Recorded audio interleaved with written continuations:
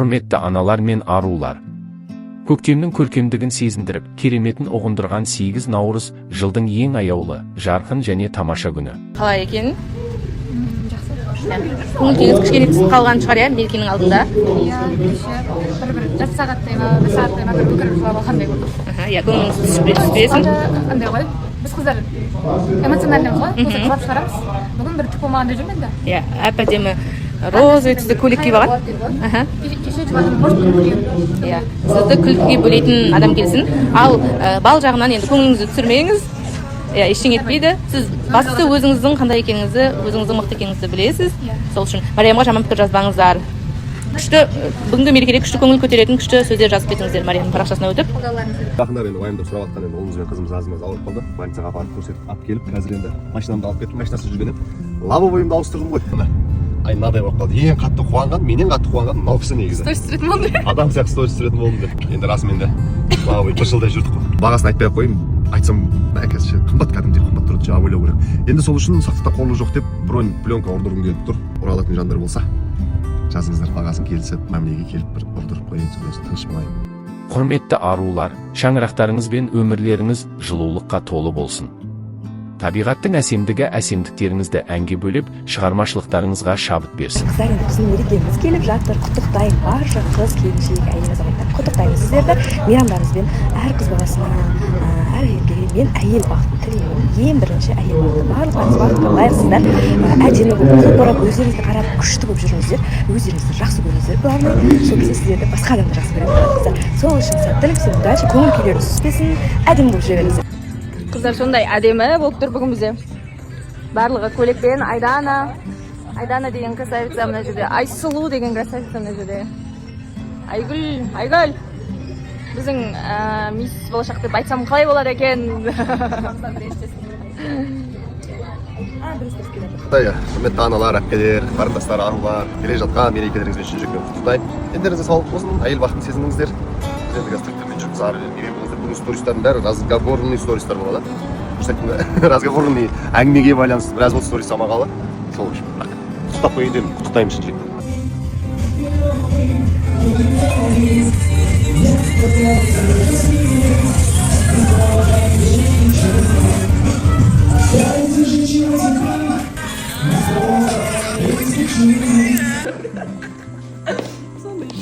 Көріңіз келіп тұрсаңыз, мен МЧС негізі 15 жыл бойы жұмыс жасап келатырмын.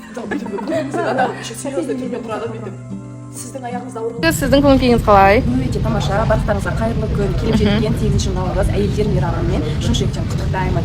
Жұмыстарыңызға сәттілік, өмірлеріңізге тәтті, бал болып өмір сүрейікші. Негізі айтады ғой, әлемнің әдемі дейді. Негізі мына әлемнің көркі. Біз сондықтан да әрқашанда керемет көңіл-күйде, керемет не деп айтсам болады. Бақытты болып жүрейік. Сіз қандай сыйлық күтесіз 8 наурызда? Сыйлық алып қойдым. Кімнен? Кімнен алдыңыз? Оны білмеймін, сол кімге жүрген. Мәссаған, қандай сыйлық алдыңыз? Мәссаған, достар. Мына жаңалықты өткізбеу керек. Сіздер зерттеңіздер. Аягөзге кім сыйлық жіберуі мүмкін? Оны мен оның құрбым арқылы беріп жүрдім. Хотя одна айтса болады ғой, дұрыс па? Ұзақ тұрмысқа шыққым келеді, мына жаққа келсем. Көктемнің басы өмірлеріңіздегі өте қалаулы және әдемі оқиғаның бастамасын білдірсін. Мейрамдарыңыз құтты болын. Қалай? Керемет көңіл-күй, погода керемет болып ойлаймын. Барлығы әйел қауымның осы керемет мерекемен құттықтаймын. Сіз қандай сыйлық күтесіз? Мен осы бүгін ба? Иә. Бүгін красавчик күтемін. Мәссаған. Иә. Сондай сыйлық болсын, жеткілікті. Сол сыйлық жеткілікті дейді. Сол үшін жігіттер келіңіздер. Жансай айттым ғой кеше ғана, жұп болып кетеді сізбен. Солай. Гүл ғана жеткілікті дейді. Көрдіңіз ба? Иә, ары қарай енді өзі біледі. Иә, қанағаты бар. Мен сіздерге всегда мақтаймын ғой. Сол үшін Жансайға келіңіз. Нұрайдың көңіл-күйі қалай екен? Сізге ұнай ма 8 наурыз? Мен айттым ғана кезде туған күніңіз ғана ұнайды деп айттыңыз, иә? Туған ғана ұнайды, жаныңыз ғана ұнайды. Сіз күтпейсіз сыйлық? Особо мен сыйлық та күтпеймін мұндай мейрамда. Енді бірақ беріп жатса аламын, андай ойбай керек емес деп істемеймін, бірақ андай ұнамайды маған бұл мейрам. Қатты мен үшін маңызды мейрамдардың бірі емес. Бірақ барша әйел қауым, яғни қыздарды, аналарымызды барлығын мейрамдармен құттықтаймын. Мүмкін сіздің өміріңізде сол мейрамды ерекше ететін, мерекені ерекше ететін жігіт табылмай жатқан шығар. Мүмкін білмедім енді. Сездірмеген шығар, мүмкін сездіріп қалатын біреу бар шығар. Бізде сол эфирға дайындық, отырмыз қазір қыздармен бүкіліміз. Әп-әдемі болып Аягөз, Ақерке, Нұрай күтіп отырмыз. Сол бүгін мерекелік эфир болады. Сол осылай. бүгін эфирді өткізіп алмаңыздар. Көңіл күйі қалай екен? Иә, құрметті оқырмандар, өздеріңіз білесіздер, 8 наурыз жақындап аягөз жігітімен қайта татуласқан еді. Ал бұл жолы қандай сыйлық күтеді екен?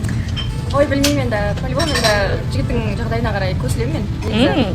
Өзімде ақша болмаса мен айтатын едім, болды жарайды енді бір нормальный подарок. Өзің қандай подарок бергің келеді, соны бере бер деп айтатын. Сол қандай подарок берсең де ризамын.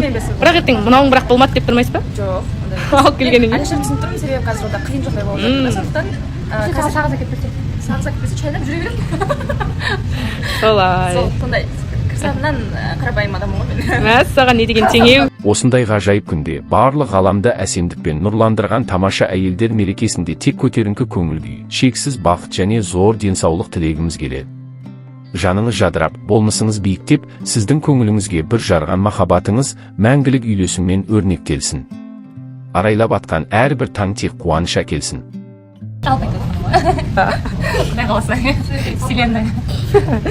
Жалпы деп жатса, егер беремін деушілер болса қарсы емеспін деп жатыр. Құрбыларымнан күтемін негізінен, Солай екен. Құрбылар естіп тұрсыздар ғой. Қандай парфюм сосын не дедіңіз? парфюм, тәттілер, сертификат, ғасырға деген сияқты косметикаға деген сияқты. Солай. Қазір ғана эфирден шықтық. Жаңа мен таңертең рилс салдым. Сол рилсқа байланысты қыздар көбі маған личкаға да жазып жатыр, комментарийға да жазыпты. Феритинді қалай көтердіңіз деп. Мен ойлаймын негізі әркім өзі тексерілу керек, өзі врачы, сосын не нәрсені айтады, соны алу керек сондай таблетканы деп. Маған сарбифер деген аптекада сатылатын кәдімгі железо, соны іш деп. Содан мен просто соны алдым, соны іштім, содан көтерілді. Менде вообще-то 8 болған ферритин. Содан мен 78-ге дейін көтердім. Еще бір адамдар жазды да аз ғой деп.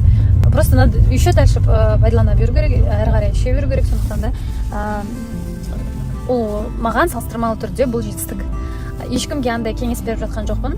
Маған врач жазып берген сарбиферді іш деп мен соны жаздым. Сосын Әйел деген әу бастан-ақ ажарлы ән. Жүрек оны мекендейтін тұрағы. Жеміс жидек ішінде мен базардан қызыл алма алғым келіп тұрады. Абай жазған Масғұт сүйген алма бол. Ашыға көрсететін сүйкімді. Менен бұрын алардай бір оңбағы. Талай түндер бұздық үйімді.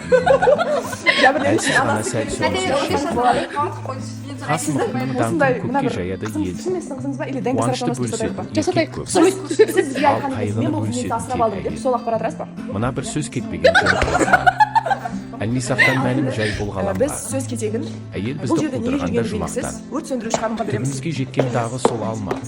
Бұл шіркіндер сан жақсына алдады. Сенемін деп қалма кейін өкініп, деді ағам бір алманы. Асықты ғып қарш-қарш шайнап отырып. Қорғау жөнінде қыз просто тана көзін сүзбесе